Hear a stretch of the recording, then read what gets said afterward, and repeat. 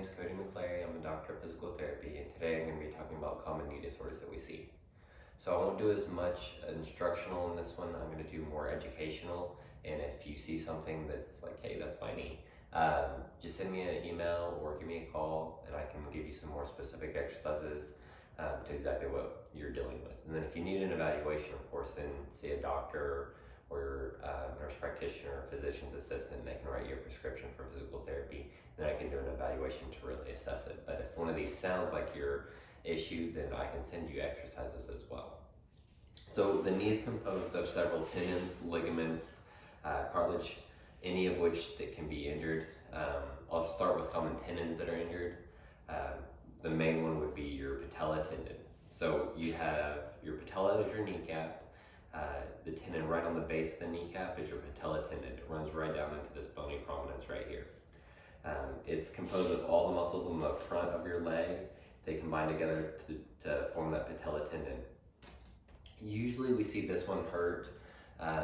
It may not hurt all the time. It may hurt just with increased activity, or say you haven't ran in a really long time and then you go to start running again and you start to hurt right on the base of that kneecap right there. Usually that's going to be your patella tendonitis. Tendonitis, it just means inflammation of a tendon. So we have a lot of good exercises to do for that. We would need more specifics on your injury as far as, is this something that's been going on for months? How severe is it? Is it only whenever you start exercise and then it calms down, or does it happen throughout exercise? Does it happen throughout your daily activities? A lot of that helps determine which level of exercises are more beneficial for you. So patella tendonitis, right there on the base of that kneecap right there. Another big one are your hamstring tendons. So you have several hamstring tendons that run along the back of your leg and they go to the back of your knee. So usually with a hamstring tendon issue that's at your knee, you're gonna feel it right where it attaches. So right behind the knee is where you'll feel your pain, and usually not right in the center of the knee, but on the outsides. So it could be on the outside, on the outside over here, or it could be on the inside, but towards the very inside right there, not on the dead center of the knee. That is the same thing as a patella tendon. Usually tendonitis kind of all act the same, so it may just flare up whenever you start to run. It may have been something where you ran and you felt it kind of pull, and then now it's starting to do that every time you start to run.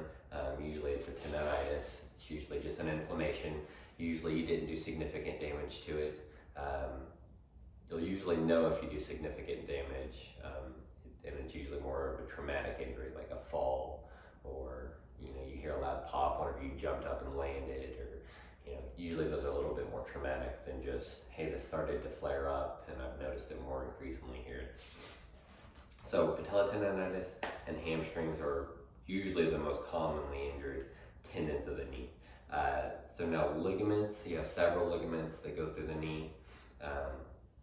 The big one that most people know of is your ACL. That is your big ligament called your anterior cruciate ligament. Kind of runs at a diagonal throughout your knee, but it's in the center of your knee.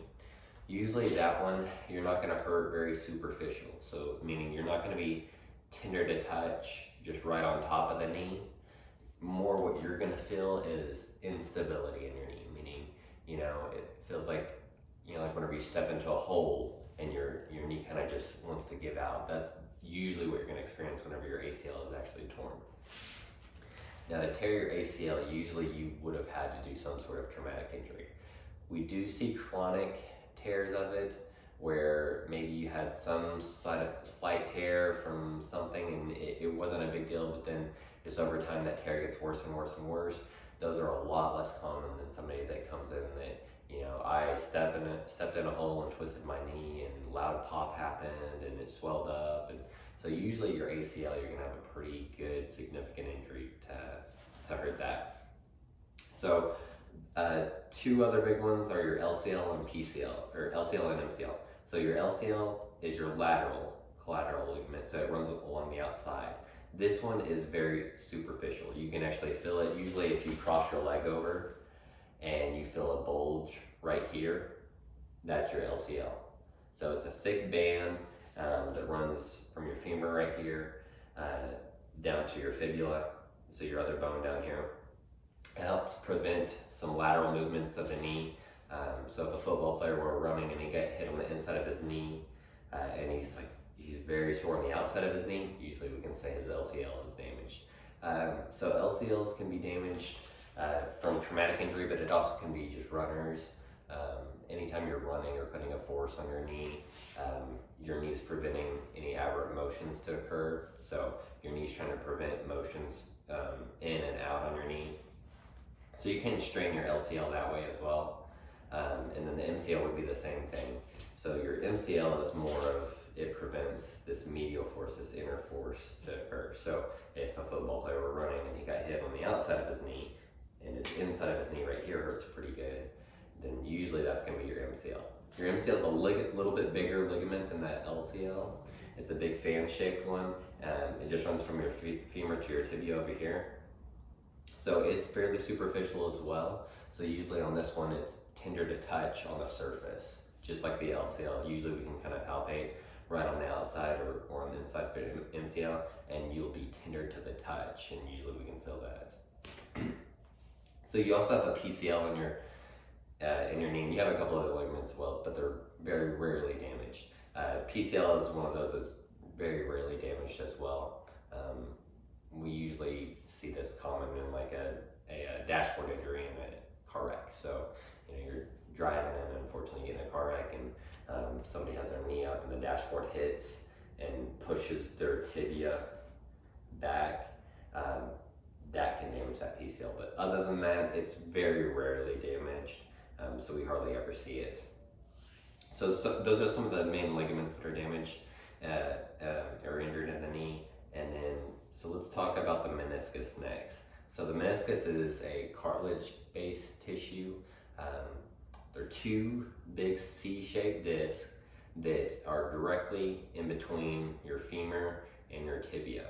So we call them your shock absorbers. So basically every time you take a step, those discs are absorbing the shock in between your two bones right there. So those two meniscus, usually they're gonna wear down over time, just because every single time you're taking a step, every time you're bending your knee, they're getting compression on them. So they can fray, and once they fray a little bit, then they can tear. So this one is not one that has to be a traumatic injury for you to injure. It is very common to get a traumatic injury and you injure your meniscus, but it does not have to be. So I can have somebody come in that, my knee has been swelling up lately over time, and it's getting worse and worse and worse. They'll be really tender right on the joint line. So if I push down on either side of the kneecap, right in kind of that soft space where you can feel the bones, if I push up and down like that, usually I can get some tenderness on either side depending on which meniscus it is. They'll be tender right there. You'll also be tender like with stairs. Stairs are usually pretty tender. And anytime you're putting weight into that knee. Usually if they're just sitting there and they've been and straighten their knee, it's usually not too bad because you're not putting that weight into the meniscus every time.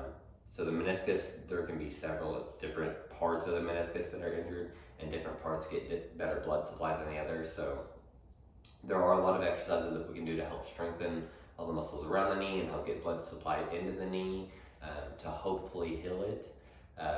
It is one of those that unfortunately if it doesn't heal, then you have to go in there and they have to surgically remove the part that's torn. Usually not that bad of a surgery at all. Kind of a 4 to 6 week kind of healing time frame on that, unless it's a significant tear and you're young enough that they want to staple it and try and let it heal itself, then that's a lot longer process. But usually that's not too bad of a knee surgery. If you're gonna have a knee surgery, that's not too bad. Another cartilage kind of based one. So your kneecap, the underside of it is cartilage. At the end of every bone is basically cartilage. Cartilage is just like a smooth structure to kind of help prevent as much friction. Like a bone on a bone would be a lot of friction. So that cartilage that surrounds it makes it a lot more smooth, so there's not as much friction every time you take a step. So the underside of the kneecap is cartilage. It rides on your femur in these grooves, also cartilage. So every time you bend your knee, every time you take a step, every time you go up the stairs, that kneecap kind of slides up and down a little bit as these muscles are tightening and pulling. So if that kneecap is not riding directly in the center, say for some reason you're really tight over here or really weak over here, that kneecap gets pulled in different directions a little bit off track. And so what happens with that is it's putting increased pressure on a certain part of that cartilage on the underside of your kneecap or on your femur. And so it wears down quicker. And that's whenever you start to see a lot of pain in people that are taking stairs or just walking in general. They get a lot of pain. So there's a lot of things to do. That one usually we need to do an evaluation because I'll need to see is this structure weak? Is this one really tight? Is it pulling hard? But usually with that one, we almost compare it to like an arthritis. So it's degenerative, meaning it's something that's wearing down over time. A lot of times people will hear a like Rice Krispie kind of crunchy sound whenever they bend and straighten their knee, even if they're not putting weight on it, but more whenever they put weight on it. So say you're taking stairs and you can hear some crunchy, or you can kind of feel it. Usually that just means that the cartilage on either side of the underside of the kneecap or on the femur is getting a lot more rough, and so it's not as smooth as we would like, and that's where you're hearing that sound. So usually with that, we can do a lot of exercises to help strengthen all the muscles around the knee and support the knee better to where there's not as much pressure on there. Unfortunately, degeneration in a knee is irreversible, meaning I can't make that cartilage really come back just with exercises. But a lot of times you don't have to have surgery just because that cartilage is worn down. Exercises alone can help that.